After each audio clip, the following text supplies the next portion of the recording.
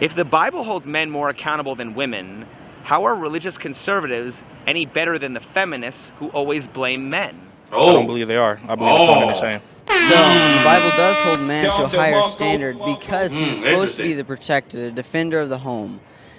Women, feminism, it's kind of like they took over part of the man's role of being the protector of the house instead of being the caretaker and the one that also helps show the man, hey, did you see this? Did you see that? If religious conservatives view freedom in the highest regard, why aren't they willing to accept those who want to step outside their traditional roles? Traditional roles. You mean biblical roles? If you were to step outside of the biblical role, it ultimately shows a false pattern of what God has intended for man. Because I think the viewpoint that conservatives view freedom in the highest regard is false. I think that's what they like to paint as their narrative, but I think in reality, Most real estate investors think they have to choose between cash flow and appreciation. What if I told you that you can have both cash flow appreciation? you see the fact that you guys don't truly want freedom. You want people to be underneath a set of rules as opposed to doing what they feel comfortable with and what they. Okay, so with that logic, take religion out of it, right? So if you want to shame religion and say, oh, well, it's all about putting everybody under a set of rules.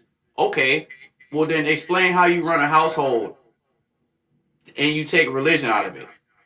If you take religion out of it, then how do you run a household? You're still gonna run it the same way. You're gonna have a set of rules. You're gonna have a set of guidelines and boundaries for each person in the household. And for people that aren't a part of the household, you have rules for people that you invite over to your house too.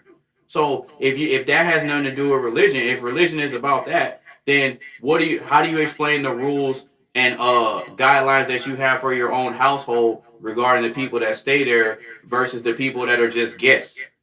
What's the difference there? If you want people to take off their shoes before they come in the house, that's a rule. And in order for them to be under your household, they have to abide by those rules. It's the same thing with religious practices. There's a certain set of rules and guidelines, but then at the same time, we get given grace because we're not perfect. The same way you would give a guest or your children grace because they're not perfect. Yeah, they understand the rules, but sometimes they may slip up from time to time. You see what I'm saying? But you remind them of what the rules are, and then y'all figure out a way to work it out and keep it moving. So your logic is flawed, bro. They feel is right.